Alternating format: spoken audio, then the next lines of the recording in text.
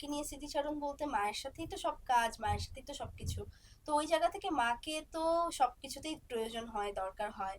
আহ মা আসলে না থাকলে এই জায়গাটাতে দিঘি কোনোদিনই থাকতো না, এটাও সত্যি কথা। আহ, মায়ের জন্যই আজকে এখানে এসেছি।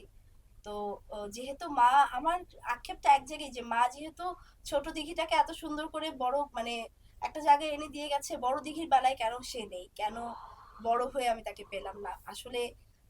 ক্যারিয়ারের জন্য না, একজন পার্সোনাল লাইফ হিসেবে, একটা পার্সোনাল লাইফ হিসেবে মাকে অনেক বেশি দরকার হয়।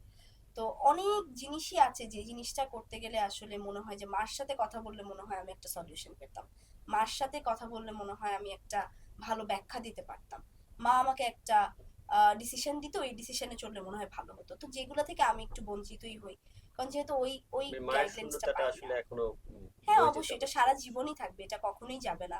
এবং মায়ের গাইডলাইনটা আসলে অন্য কাউকে দিয়েও হয়